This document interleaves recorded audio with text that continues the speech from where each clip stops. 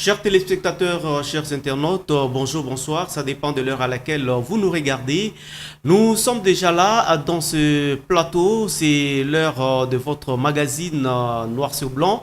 Noir sur Blanc, c'est un magazine de la télévision numérique C24+, qui passe chaque mardi. Noir sur Blanc, nous sommes là pour décortiquer les actualités de l'heure en République démocratique du Congo.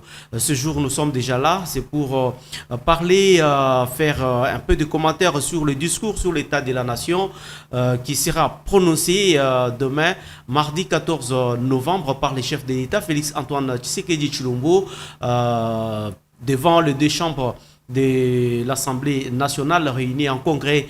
Ça sera là au Palais du Peuple. Pour en parler, je ne suis pas seul sur ce plateau. Je suis avec Monsieur Freddy Tchouboua. Il est coordonnateur national de l'Union congolaise pour la République UCR. Monsieur Freddy Tchouboua, bonjour. Merci, bonjour John Eli. Merci pour l'invitation que vous m'avez lancée. Comme respectueux des autres et surtout respectueux de cette chaîne, je suis efforcé de venir répondre à cette invitation parce que je sais que je viens souvent sur ce plateau pour parler République en tant que patriote et je remercie l'initiateur de cette chaîne, le chef de programme, vous-même, messieurs les journalistes.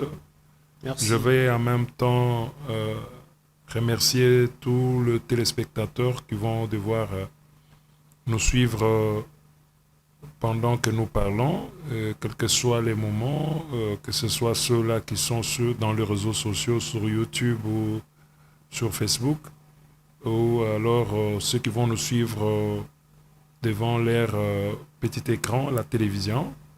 Je suis très heureux et très confiant que vous n'allez pas être édifiés par vous n'allez pas manquer plutôt à recevoir quelque chose de nos analyses qui normalement seront à la hauteur de vos attentes.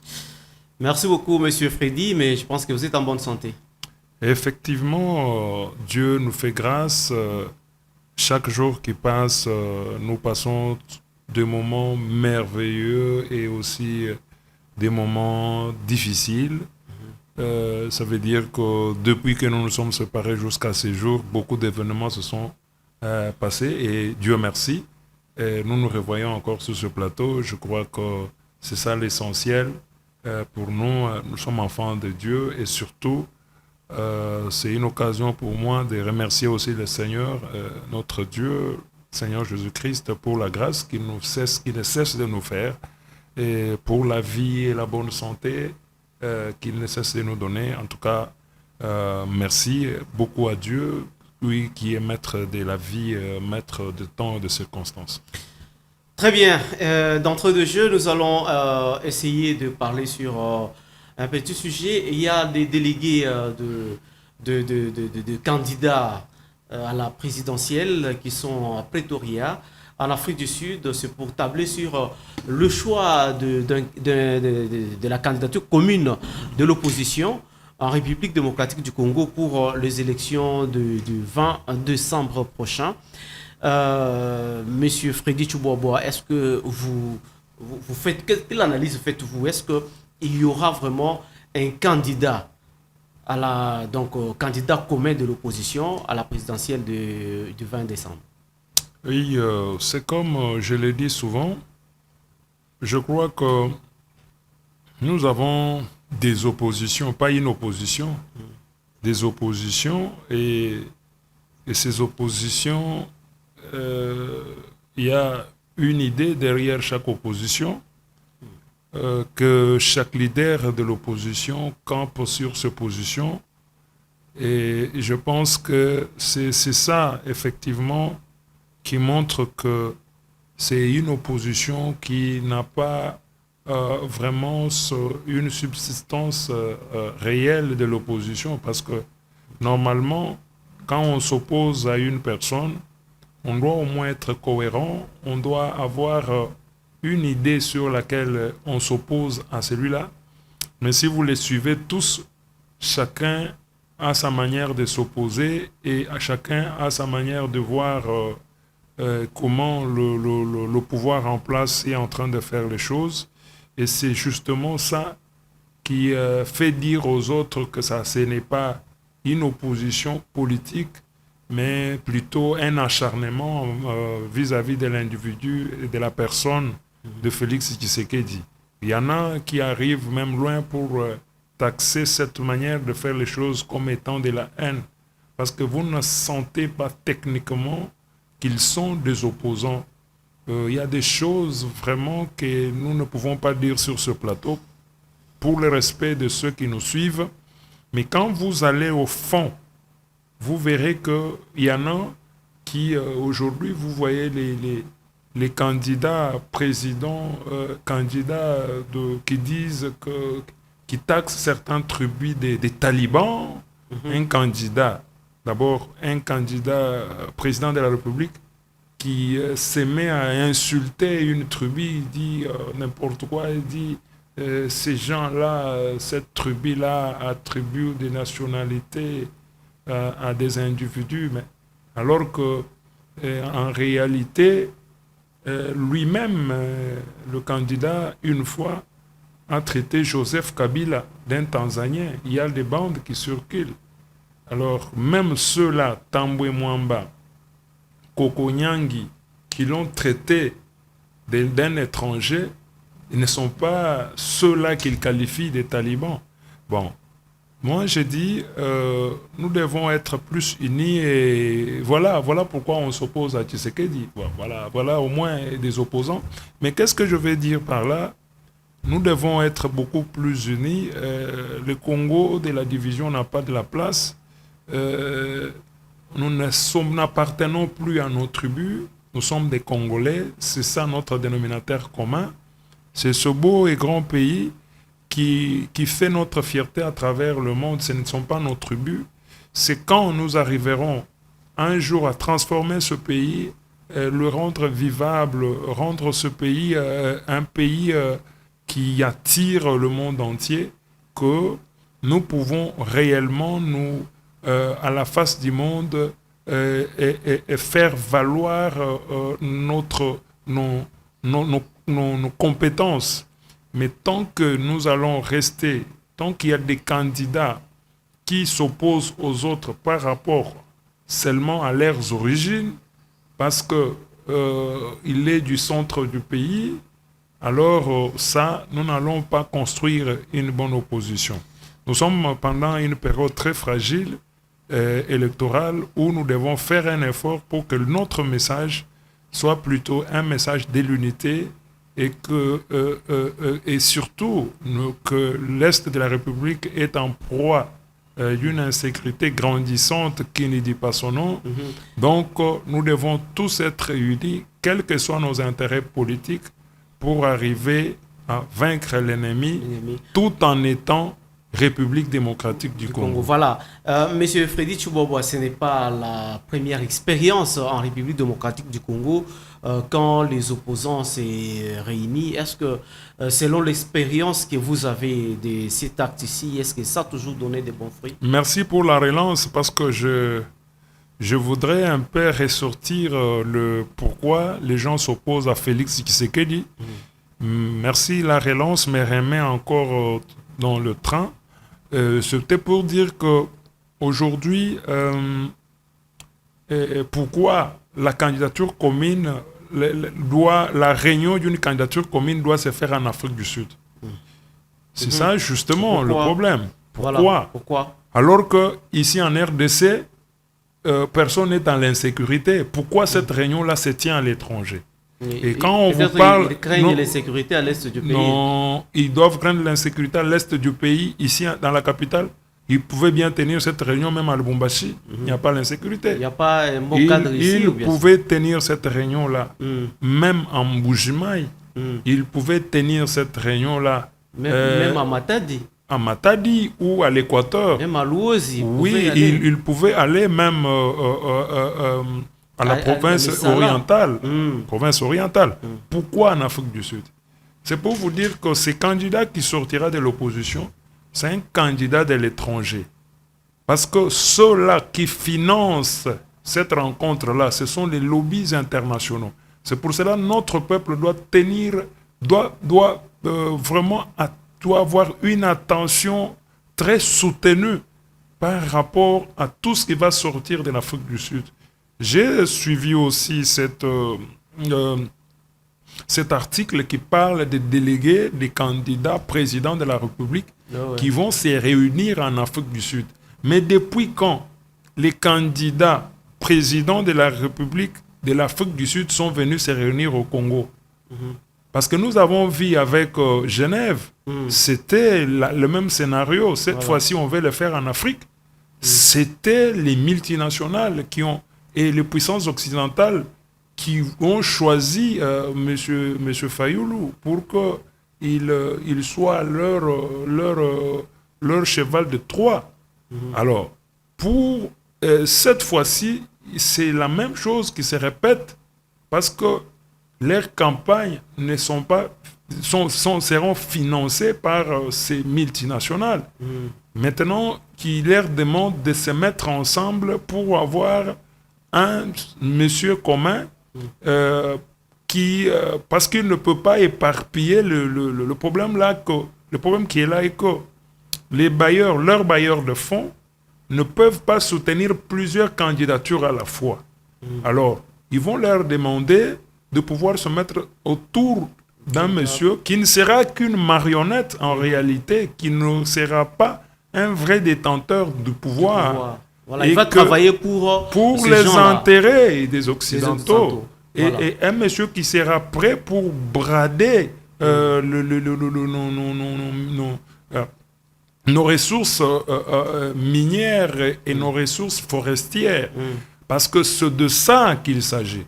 Si ils tiennent à la régularité du cycle électoral en RDC, c'est un moyen pour eux de pouvoir un jour placer une marionnette qu'ils vont manipuler à souhait dans cette république. Cela n'est pas arrivé avec Félix Tshisekedi.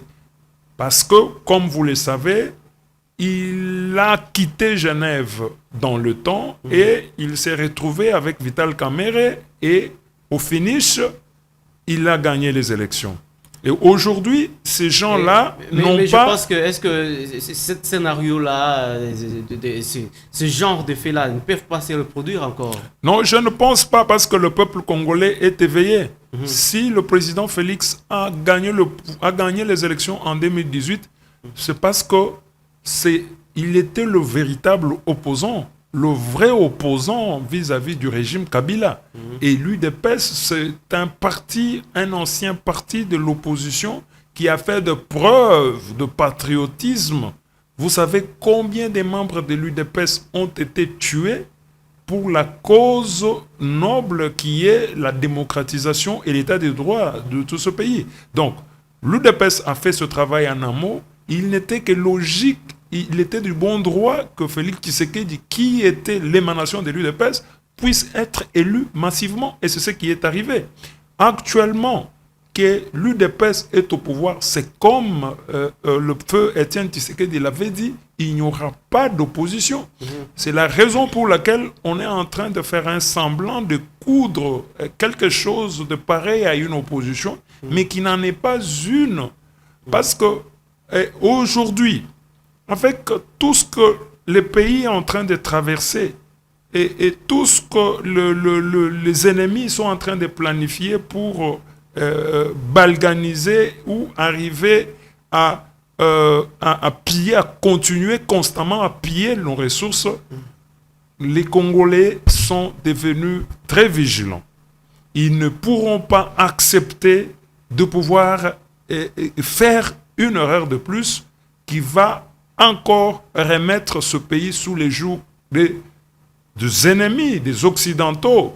Pas tous les Occidentaux, Mais il y en a qui ne jurent que par le pillage de nos ressources. Et Voilà. quand ces ressources seront vidées, à ce moment-là, ils vont nous laisser. Le peuple congolais, à ce jour, doit prendre en compte les combats que mène le président qui est au pouvoir, maintenant le président Félix Tshisekedi, qui est à la fin de son mandat, de voir que le combat qu'il est en train de mener, c'est un combat patriotique. Il faut lui donner encore la chance de continuer ces combats. Et c'est ces combats qui va nous amener à recouvrer la vraie démocratie, et la vraie démocratie, je peux le dire, si aussi, parce que nous en avons déjà, le vrai état de droit et aussi la vraie indépendance économique. Il n'y a qu'au moment où nous aurons cette vraie indépendance économique que nous pouvons arriver à développer ce pays. Mais, comme vous le savez, je vais vous le dire. Monsieur Freddy Tchiboaba, d'abord une question. Est-ce que si aujourd'hui la candidature commune de l'opposition à la présidentielle sortait de l'autre côté des Pretoria en Afrique du Sud, est-ce que ça fait peur à l'Union sacrée de la nation? Non, l'Union sacrée, normalement, ne peut avoir peur de personne. L'Union sacrée, c'est une plateforme républicaine, patriotique, qui milite pour l'intérêt du peuple congolais. Même dans son fond, on vous dit que restez du bon côté de l'histoire. C'est-à-dire, l'Union sacrée, c'est une plateforme qui est née pour réécrire l'histoire, pour refaire l'histoire de ce pays. Avec toutes les réalisations à la clé, je ne pense pas qu'il puisse avoir un certain candidat commun qui puisse faire peur à qui que ce soit. Par contre, ça sera un candidat qui sera battu en plate couture, qui n'aura même pas 15%. Je vous l'ai dit, avec tout ce qu'il y a eu comme... Les gens peuvent passer, ils peuvent vous raconter n'importe quoi. Mais quand vous prenez par exemple la gratuité de la maternité, la gratuité de l'enseignement, quand vous prenez le 145 territoires, le programme PEDEL, mais écoutez, qui peut oser rivaliser et quel est le discours que cette opposition va amener partout dans le territoire où, depuis 1960, on n'a jamais érigé même une toilette publique par l'État. Et que ces gens-là se voient aujourd'hui dotés des centres de santé, des écoles et de bureaux de l'État et tout. Quel est le discours qui peut vraiment contrecarrer les actions qui sont déjà en place? Et partout dans ces territoires, leurs enfants vont à l'école gratuitement. Et tous ces enseignants ont vu quand même leur salaire réajuster.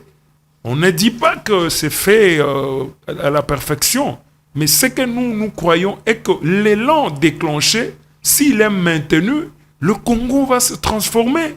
D'ici 5 ans, nous aurons encore un nouveau Congo. Si, dans seulement 3 ans, parce que vous savez que il y a eu les 2 ans disputés avec le FCC Cash, mais les 3 ans seulement, il a fallu 3 ans seulement à président Félix de pouvoir donner une autre face à la RDC. Et ça, tout le monde le sait.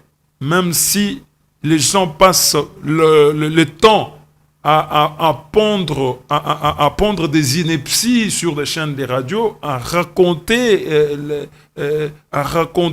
développer une rhétorique haineuse à l'endroit du président Félix, je pense que ça, pour un peuple bien averti, au vu de la volonté politique et des actions que le président Félix est en train de mener sur terrain, je pense qu'il n'y a pas match. Nous ne pouvons pas paniquer devant un quelconque candidat de l'opposition, qui qu'il soit, parce qu'il n'ayant aucune réalisation, n'ayant rien, aucune offre politique alléchant à opposer d'abord aux réalisations du président Félix Tshisekedi. Et je pense que les restes, c'est du sable mouvant. Ils vont bâtir un château de cartes qui sera simplement balayé au revers de la main d'ici le 20 décembre. Et c'est là, je vous l'ai dit, sans beaucoup de peine.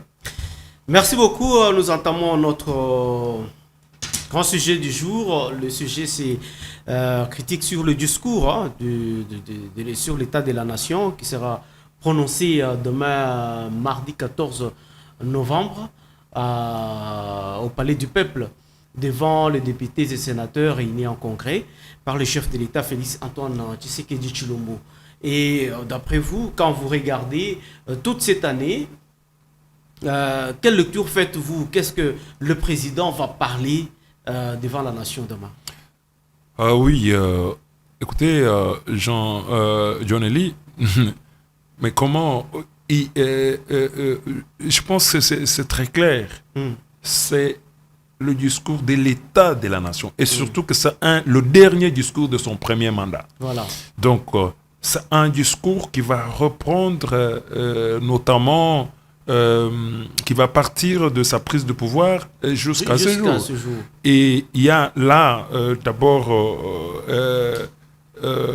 il va parler de l'État dans lequel il a trouvé le pays, l'État dans lequel il a trouvé le pays, et il va parler notamment de ce qu'il avait, des promesses qu'il avait fait aux Congolais, quand il a été élu, son discours programme. Il a fait un discours programme quand il a été élu, lors de son investiture, il a fait un discours programme. Maintenant, c'est le discours bilan, alors, on peut dire. Voilà. Effectivement, c'est le discours bilan.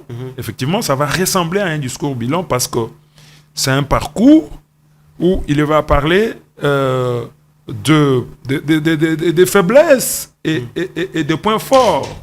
Des points forts. Il va parler de temps difficiles et des temps forts de son mandat et montrer à la représentation nationale, au Congrès, donc le Sénat, l'Assemblée nationale réunie en Congrès, il va montrer aux élus du peuple qui sont le représentant de la population congolaise dans son ensemble.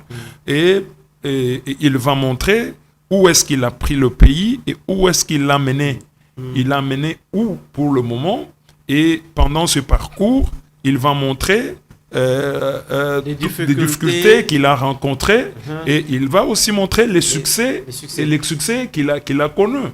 Et en cela, il va donner maintenant au peuple congolais, à la représentation, de pouvoir voir, au moins avoir une idée sur son parcours, sur son bilan, sur ses réalisations. Et maintenant, commençons par la sécurité. Si il peut, d'après vous, s'il va donner son bilan sur la sécurité du pays, qu'est-ce qu'il peut dire? Parce que tu vois comment est-ce qu'il a pris le pays sans problème, et aujourd'hui, le pays se trouve dans des problèmes d'insécurité à l'est du pays. D'abord, c'est très faux. À l'est du pays, oui, écoutez-moi. C'est très faux. C'est très faux, monsieur le journaliste, de dire qu'il a pris le pouvoir sans problème sécuritaire. Non, c'est très faux parce que, comme vous le savez, quand il a pris le pouvoir, il est parti à l'est du pays d'abord, premièrement. Il n'y avait pas M23 là-bas. Non, le problème, c'est pas le M23. Le problème, c'est qu'à l'est, il y avait la sécurité. Je dis moi non. Parce que vous vous souviendrez que l'un de ces avions a été abattu à l'est, a craché à l'est. Et vous vous souviendrez que pendant cette période où l'un de ces avions a été abattu ou a connu de crash, il avait dit qu'il pouvait même se sacrifier pour qu'il y ait la paix à l'est. Voilà. Alors, quand il disait qu'il pouvait se sacrifier pour qu'il y ait la paix à l'est, c'est-à-dire qu'il y avait la paix? Non. Il avait même dit à la population de Goma qu'il viendrait rester avec elle pour mettre fin à l'insécurité. Là, ce sont des preuves que je donne que pour les gens qui racontent des choses sans la maîtrise de l'histoire, que quand le président Félix a pris le pouvoir, il y avait une insécurité grandissante. Avec les ADF, avec tout ce qu'il y a eu, les groupes armés qui étaient toujours là. Près de 200, près de 200. Il y en avait beaucoup. Alors, tous ces groupes armés... M23, alors. Voilà. Il y avait plus qu'un M23 aussi. Alors, c'est ce que je voudrais vous dire, qu'il y a un bilan pour la sécurité. Le premier bilan du chef de l'État pour la sécurité, c'est la loi de la programmation militaire, qui n'a jamais existé depuis 1960. Notre armée, même la plus forte armée qu'on avait avec Mobutu, n'avait pas une loi de programmation. C'est-à-dire que les militaires étaient formés vaille que vaille, on se réveille, on dit, bon, vous allez en Israël, vous faites des formations et pour revenir, sans une programmation, sans une loi, sans un budget permanent alloué. Donc, tout n'était pas... Donc, ces formations et tout se faisaient au gré des vagues, selon les humeurs, peut-être du maréchal et tout. Il n'y avait pas une loi de programmation. Ça, c'est le premier bilan. Avec cette loi de programmation, nous avons fait un recrutement de plusieurs dizaines de milliers de militaires. Je dis bien plusieurs dizaines de milliers de militaires. Parce que dernièrement, on vous a parlé de 10 000, on vous a aussi parlé de 40 000, on vous parlera encore de 20 000, on vous parlera, je ne peux pas donner un chiffre, mais plusieurs dizaines de milliers. Aujourd'hui, il a trouvé une armée qui avait un effectif d'environ 120 000, mais au jour d'aujourd'hui, nous avons un effectif militaire qui avoisine 200 000 seulement dans 3 ans. Donc, vous comprenez le bilan? Le bilan aujourd'hui. Donc, dans les 3 ans là, vous oubliez les 2 ans avec... Oui, avec FCC. Avec ce que le président a fait sur le plan de la sécurité, nous avons au moins... aujourd'hui, la capacité est renforcée parce que non seulement on a formé, on a acheté aussi des armes. On a acheté des tenues, des munitions, des avions de guerre, des chars de combat. Donc, les matériels militaires achetés. Ça fait partie du bilan. Le solde militaire amélioré. Ça fait partie du bilan, monsieur le journaliste. Le solde militaire amélioré. Vous pouvez noter. Les cantines militaires améliorées. Aujourd'hui, ceux qui se trouvent dans les camps achètent au moins un sac de foufou, de maïs quoi, à 18 000 francs. Contrairement à la cité où c'est beaucoup plus cher. De 25 kilos. C'est ça que là, c'est de 25 kilos. Donc, il y a restauration, la santé, sur le plan de la santé. On a construit des hôpitaux modernes pour les militaires, dans Tchatchi et ailleurs. Au-delà de ça, on est en train de rénover la base militaire de Kitona. Pour la première fois, depuis que les Belges sont partis, on est en train de rénover cette base militaire. Donc, vous comprenez qu'avec cette loi de programmation, les conditions de nos militaires sont en train d'être améliorées. Donc, non seulement les militaires, même la police est en train d'être reformatée. Vous avez vu dernièrement une police républicaine bien vêtue et bien armée et bien au point.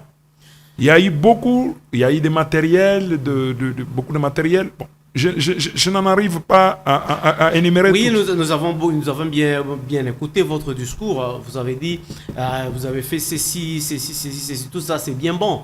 Mais la performance sur terrain, voilà. Nous sommes en train de voir toujours les M23 en train de pousser vers Goma. Tu sais, ce n'est pas le M23, c'est l'armée rwandaise. Donc, la RDC fait face à une armée étrangère sur son sol. Et c'est là, ça n'a pas commencé maintenant, c'est une guerre héritée.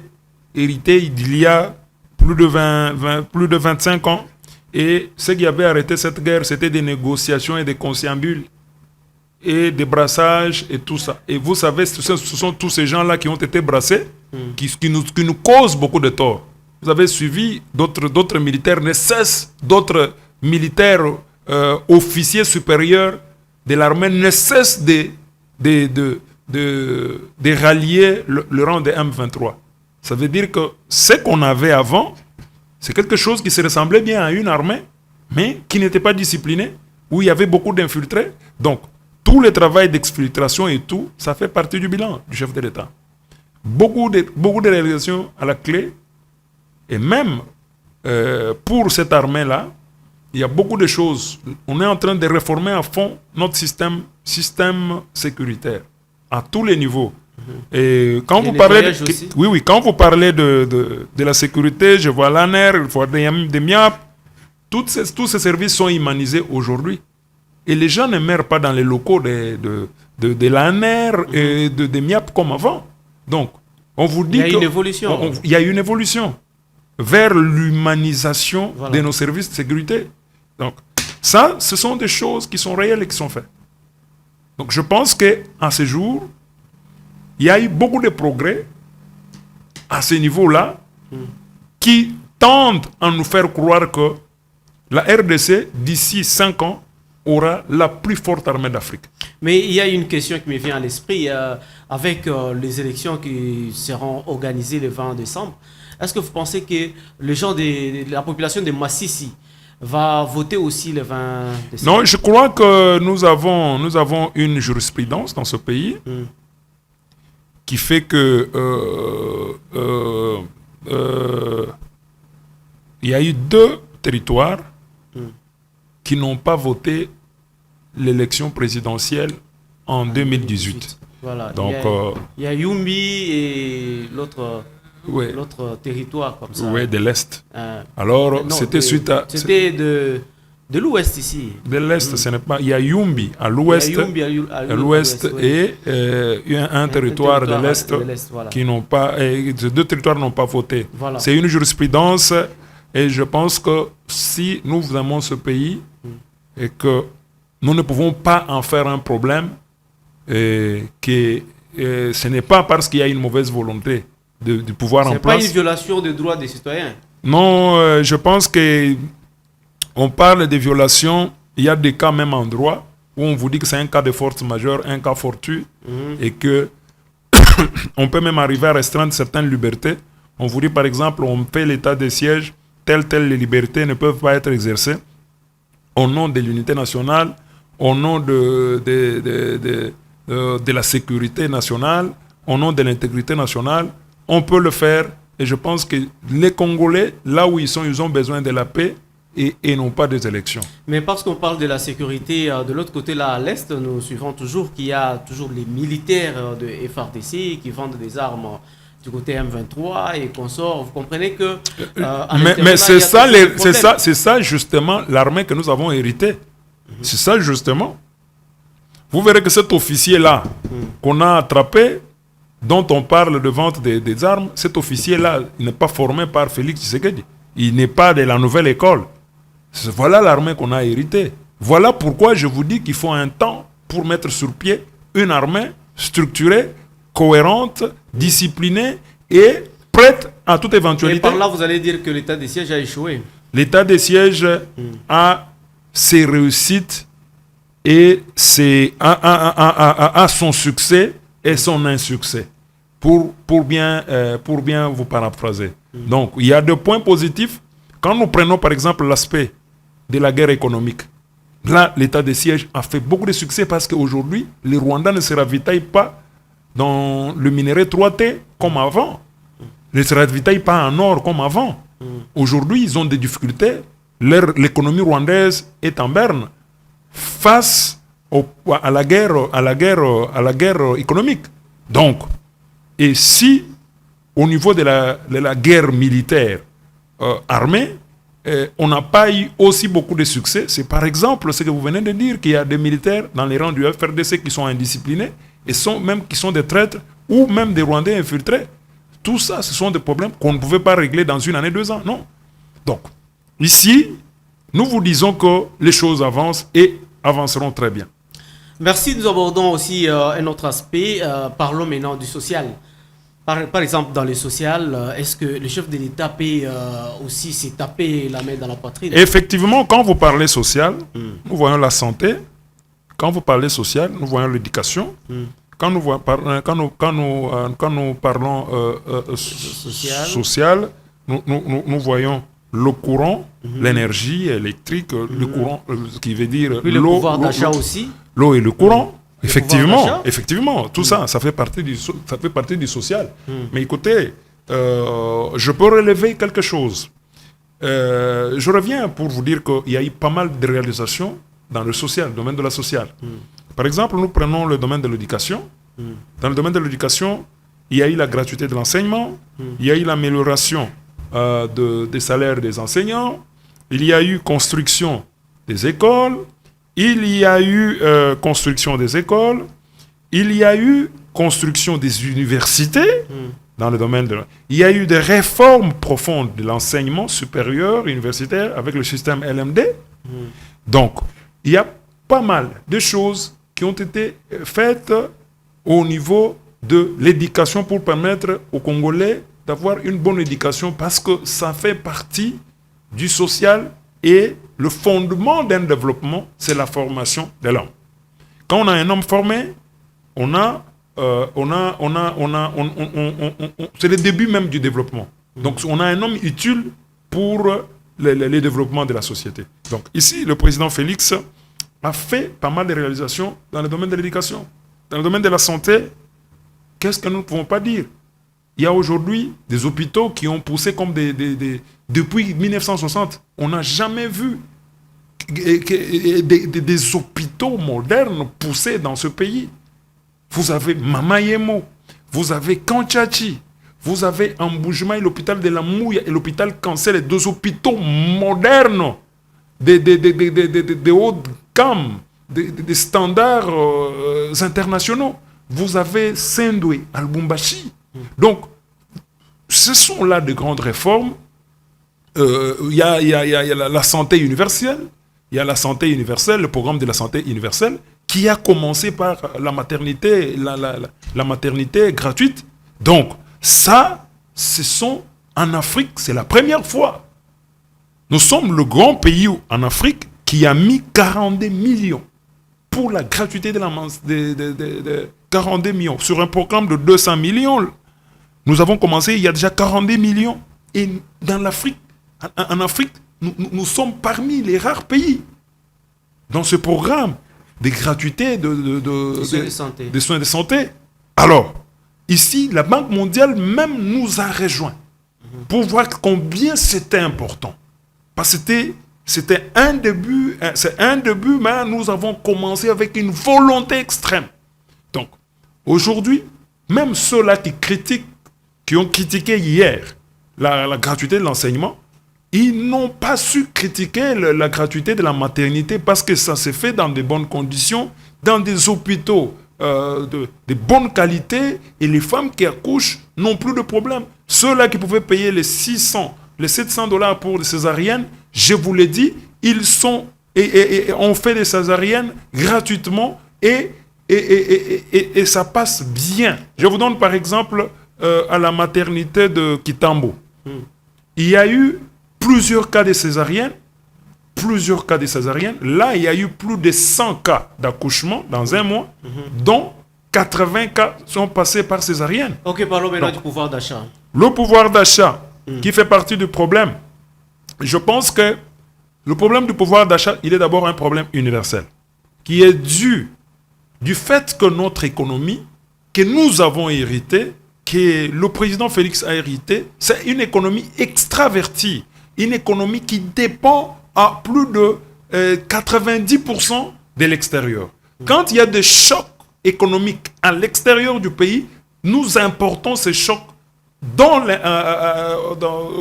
au pays. Donc, c'est comme par exemple la crise de Covid, c'est comme la crise ukrainienne, où toutes les grandes puissances occidentales, aujourd'hui semblent être en faillite. Vous avez vu le prix du carburant en France, le prix de l'huile et consorts, même du pain en France, a augmenté. Ça, la crise que nous avons, le problème du pouvoir d'achat, c'est un problème importé. Il n'est pas dépendant 100% du gouvernement. Mais je sais que la part du gouvernement est là. Et dans la part du gouvernement, c'était de diversifier l'économie. Mais attention, on ne peut pas diversifier une économie dans 3 ans. Une économie d'un si grand pays dans 3 ans.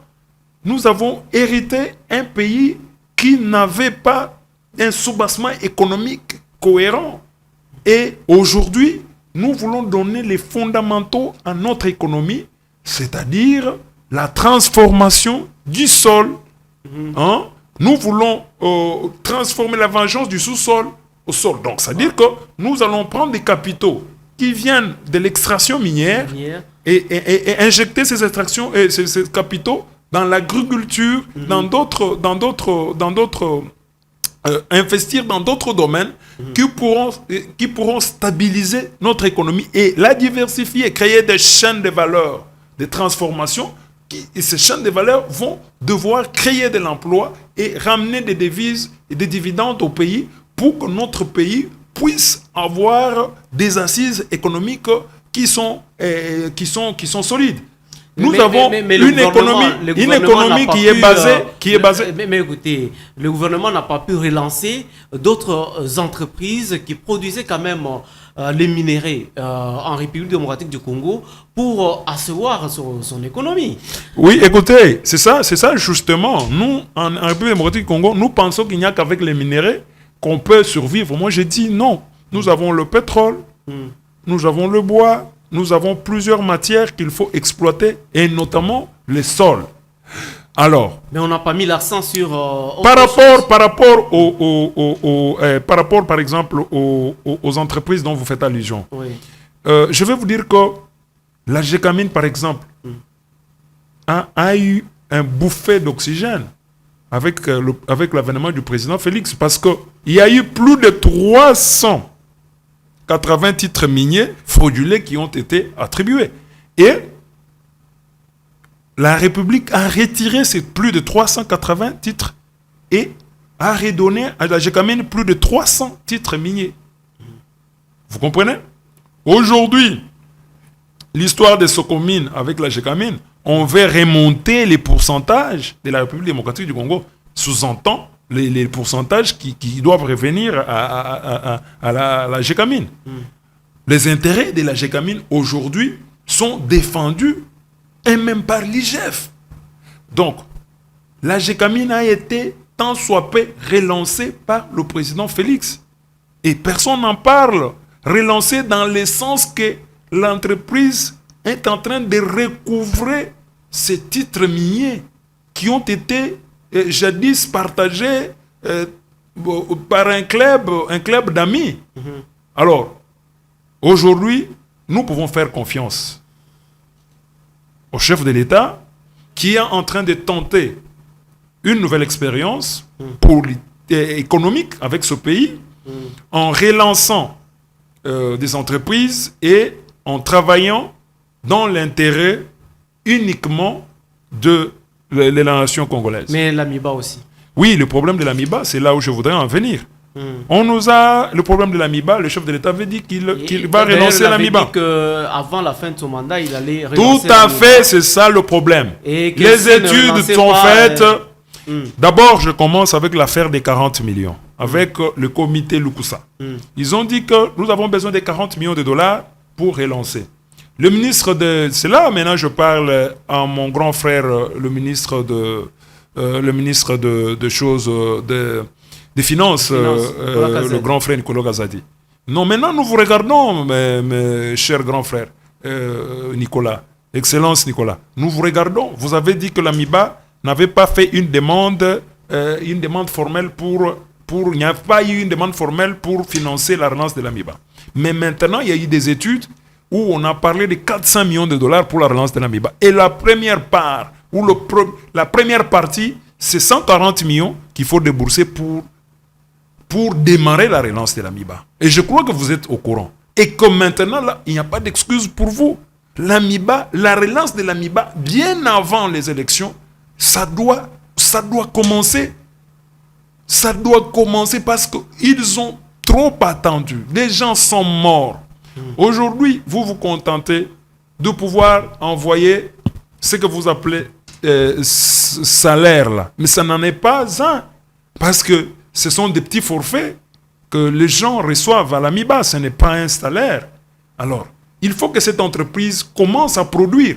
Nous avons maintenant Et ce qu'il fait là, ce n'est pas une contre-campagne chef de l'État au Kasaï. Non, c'est ce que je dis.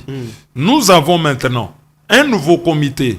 Et d'ailleurs, qui est dirigé, le nouveau comité de l'AMIBA, qui est dirigé par une personne honnête, respectable. Monsieur... Jean-Charles Lokoto. Non, mais Jean-Charles Lokoto ne dirige pas l'AMIBA. L'AMIBA est dirigé par son DG. Son DG, oui. Monsieur Jean-Charles Lokoto, c'est le président du conseil d'administration. Donc, c'est lui qui dirige l'AMIBA, c'est Monsieur Kabanda. Excellence André Kabanda.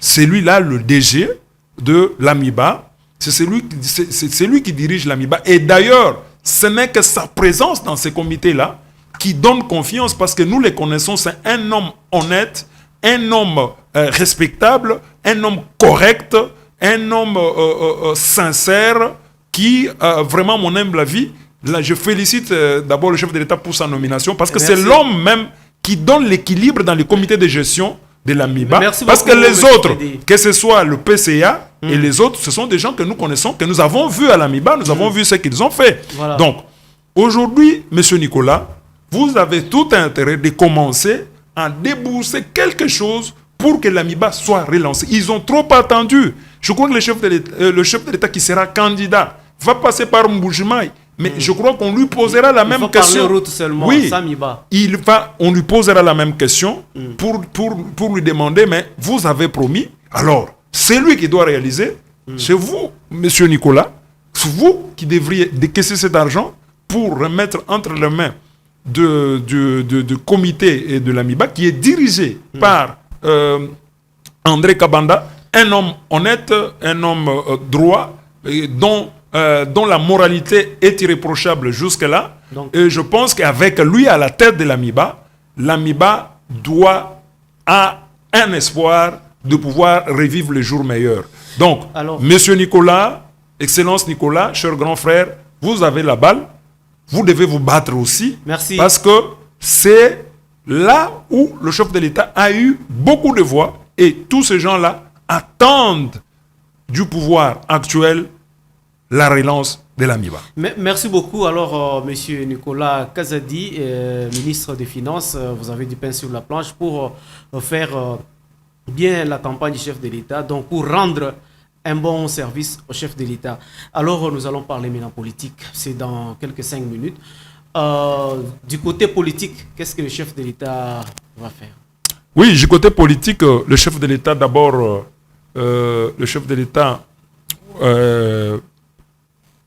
a rendu régulier le cycle électoral.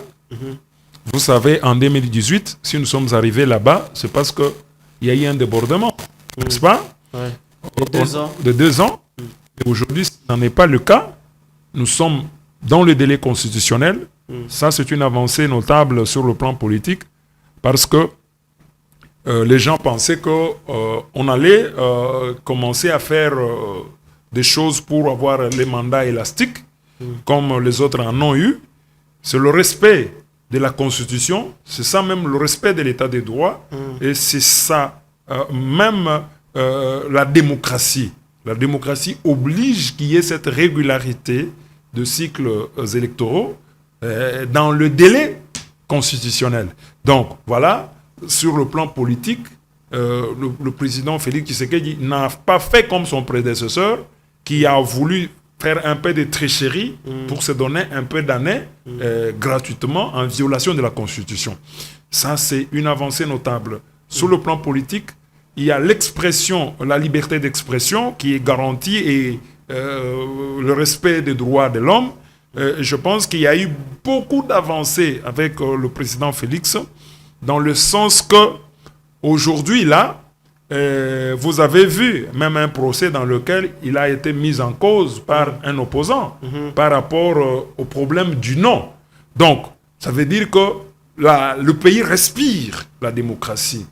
Vous avez vu la candidature de M. Katumbi, qui n'a connu aucun problème, même si il s'arroge le droit aujourd'hui de traiter un peuple des talibans, des gens qui attribuent des nationalités consorts, mais écoutez, sa candidature est passée comme dans du beurre, alors que la fois passée, On l'avait même chassé de ce pays. Il a vécu les élections en Zambie, en lorgnant. Il lorgnait pour voir Lubumbashi. Alors, Merci. il a été retourné au pays. Aujourd'hui, il est candidat président de la République. Il peut circuler toute la République, alors que pendant que celui-là qu'il traite comme son frère, du même coin, l'avait chassé de ce pays et ne l'avait même pas permis de ne fût-ce que déposer sa candidature à la CENI.